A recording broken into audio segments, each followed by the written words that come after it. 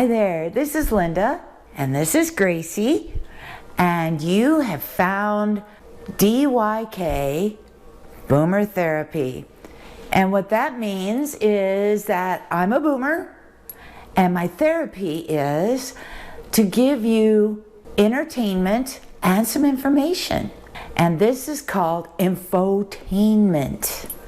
So let's get started, right? Yeah, Gracie! Yeah.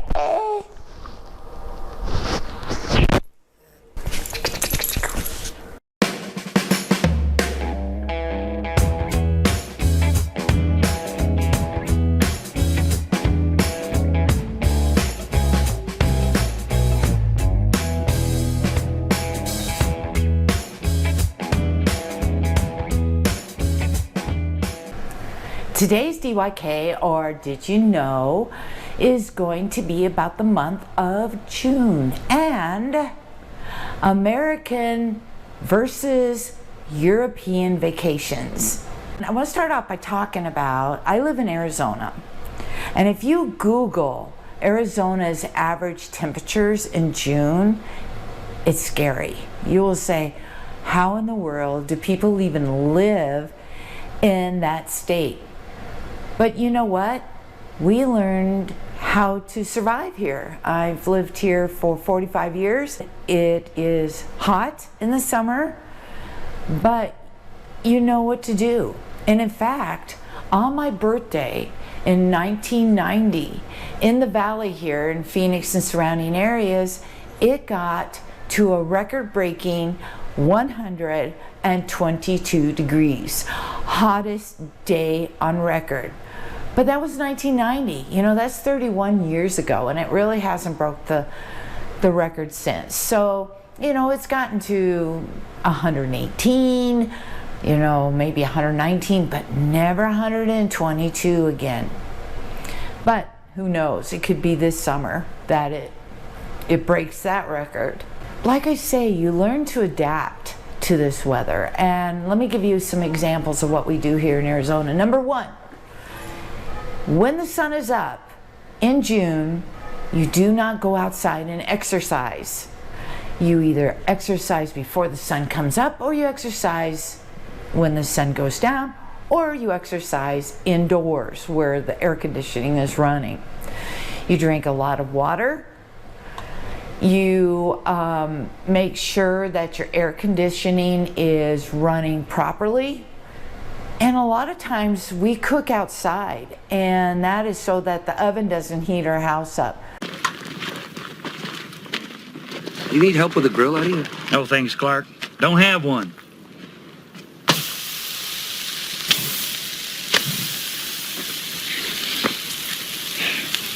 I'll get the tongs. We barbecue, or we cook on outdoor griddles or something like that. We try our hardest to keep as cool as we can during the day. And you know, this really hot weather doesn't last more than 6 months. Just kidding. It doesn't last that long. It just seems like it sometimes. So on that note, let me test your knowledge about the month of June. Are you ready? Here comes a June Boomer Brain Buster.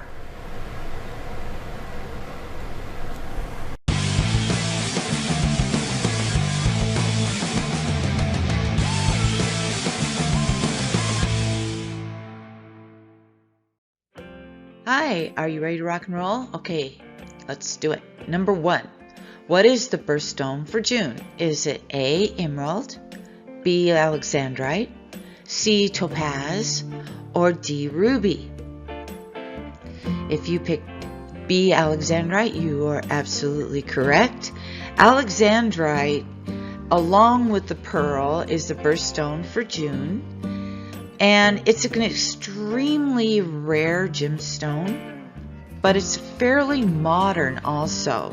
In fact, it doesn't even share the same ancient history and lore that most of the gems do. In fact, it was only discovered in the 19th century. It was discovered in emerald mines in Russia in 1830, on the day of Prince Alexander II's birthday. In 1939, the stone was identified and named Alexandrite. Guess who after? Because the stone appeared green or red, the same colors as the old imperial military colors, the stone became a national stone for the Tsarist Russia. So over time, the Alexandrite would become one of the most prized gemstones among the Russian aristocracy. However, the abundance of Alexandrites in Russia didn't last forever. In fact, practically all of Russia's Alexandrite was mined during the 19th century. Just when the gems are thought to be heading to extinction, they found more in Sri Lanka, and also Brazil became a very big exporter of Alexandrites. Number 2. If you were born on June 16th, what would your zodiac sign be? Would it be A, Cancer, B, Libra, C, Leo, or D, Gemini? If you picked Gemini, you're right. And if you watched the last episode, you know all about Gemini. But I'm going to give you a famous Gemini so that you have reference, and that would be Paul McCartney. He was born on June 18th, so he is a Gemini. Number 3, what date does summer begin in the world's northern hemisphere? Is it A, June 16th, B, June 18th, C, June 20th, or June 22nd is D? If you said June 20th, you are absolutely correct. In fact, in the northern hemisphere, the June solstice, it's also known as the summer solstice, occurs when the sun reaches its highest and northernmost points in the sky. This event marks the start of summer in the northern half of the globe. In the southern hemisphere, it's opposite. The June solstice makes the start of winter when the sun is the lowest point in the sky. In 2021, June solstice happens on Sunday, June 20th at 11:32 p.m. EDT. EDT is Eastern Daylight Time, and that's the time that's used in some parts of North America during the spring and the summer, versus EST, which is the Eastern Standard Time. Number 4, which of these is one of the birth flowers of June? Is it A, poppies, B, lilies, C, marigolds, or D, rose? If you picked rose, you're absolutely right. The flowers actually originated from Central Asia about 5,000 years ago. And in fact, scientists believe that the roses existed more than 30 million years ago. There are stories that Cleopatra chose to spend her wedding night on a bed of roses, more than 7.5 inches thick. Okay, number 5. What bug is only seen in May and June in the United States? Is it A, the cicada, B, the June bug, C, lightning bug, or D, the mosquito? If you picked the June bug or June beetle, you're absolutely right. The adult beetles are referred to as May beetles or June bugs. They run about 1/2 inch to 5/8 inches long.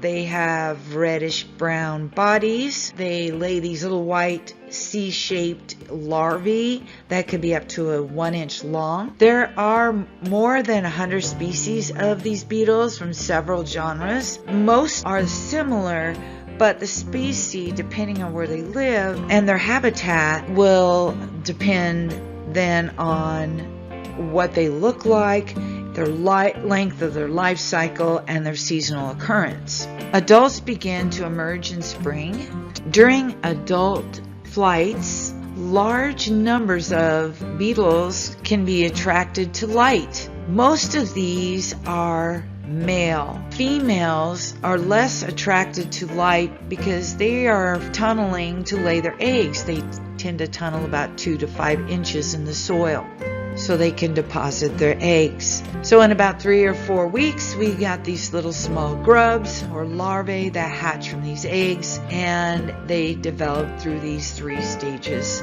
with the first 2 stages lasting about 3 weeks. But the problem is they tend to chew, and they chew on grasses, and their favorite is Bermuda and St. Augustine. And with them doing that, it could cause your lawn to turn yellow, or even to completely die and start rolling up on you. Adults can be a nuisance around lights at night, but medically they are harmless little bugs. How'd you do? Have you got June down pat? All right. I have to tell you, June's my favorite month because my birthday is in June.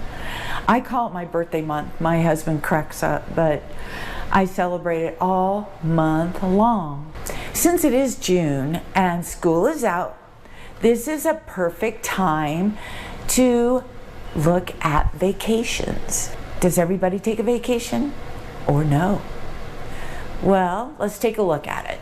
So vacations in the United States differ a lot from the vacations that people in Europe take. The average private sector worker in the United States only will probably get 10 vacation days and 6 paid holidays, which is far less than almost every advanced economy except for Japan. According to the European rules, European countries have at least 4 weeks, 20 days of paid vacation, and they also get paid holidays on top of that. On the high side, Spain comes in first, and Spain gives about 39 days of paid vacation along with paid holidays. So somewhere in the middle is New Zealand, Greece, France. They come in with about 33 days plus paid holidays. And then on the lower end of that spectrum is Canada, who gives about 18 days and then includes paid holidays also. And then in between that spectrum, somewhere in between, there's 20 other European countries that give out not as much as Spain, but not as little as Canada. They fit somewhere in between. So most European countries offer at least 6 paid holidays a year. And the United States, you know how many? 0. It's not that we don't have holidays, but they don't have to be paid holidays. In Europe, paid vacations and holidays are mandated, meaning by law they are to provide paid vacations and paid holidays. In the United States, there is no mandate. There is no law that says that employers must give vacation and holidays. These are called benefits, and benefits are more or less just to entice you to go to work for that company. There are some companies that just give amazing vacation packages, and then there's other companies who do not. So it depends on who you want to work for. However, on the other side of the coin, let's talk about Americans. A lot of Americans don't take vacation at all, for several reasons. One of them is just fear of coming back to this huge mountain of work. Some are afraid that they're going to be replaced when they're gone. Another reason is wanting just to show job dedication. Company culture they tend to discourage vacations, and then some people just stockpile their vacation days so that maybe down the road, if they got ill and their sick days ran out, they have those vacation days, or they can take a very long extended. And then I've heard of others that take it so they can retire earlier. So among other reasons, we have a different culture when it comes to working in the United States and taking vacation. In fact, over 1 billion paid days go unused in the United States every year. 10% of Americans don't even take a vacation ever. They just work, and they never take a vacation. 53% of Americans, they don't use their vacation day as vacation.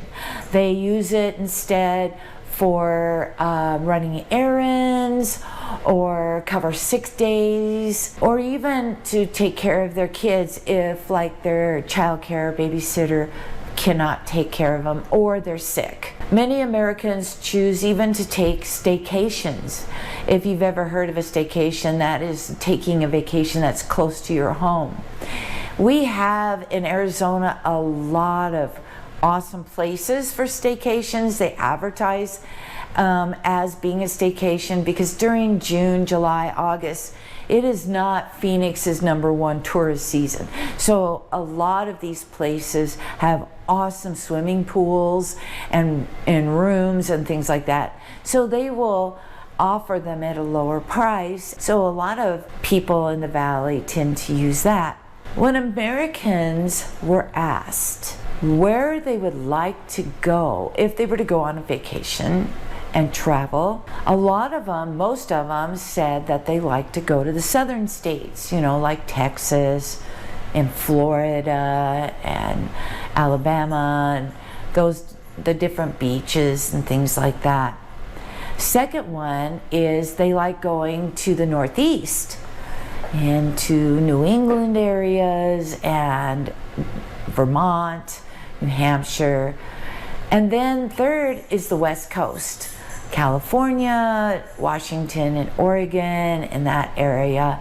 And then the Midwest is the last, not the last, but where they choose to go after the West Coast. It's important, though, to take a vacation. If you are one of those people that don't take one, you should take one, because number one, it really does help your physical health. It lets you replenish, it lets you rest, it lets you stop thinking about what is going on in the workplace all the time. Number two, it increases happiness and it reduces stress.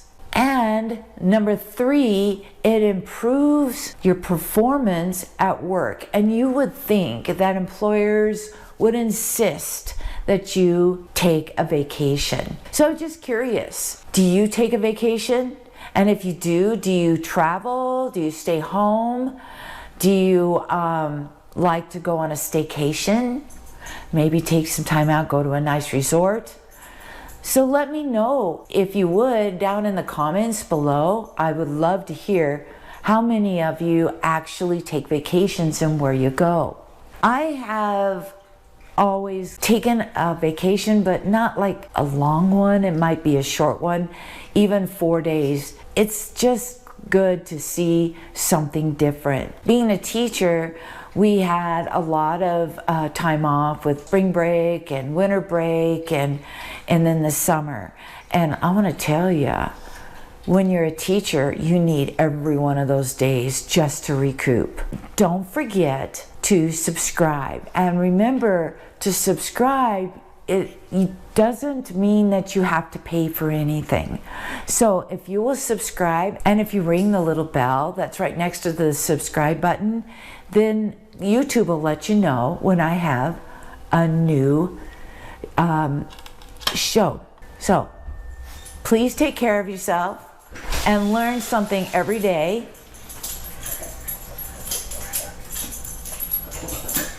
And learn something every day to keep your brain happy. So peace out. Hey, Leroy. Hey, Knucklehead. Boy, look at the setup you got.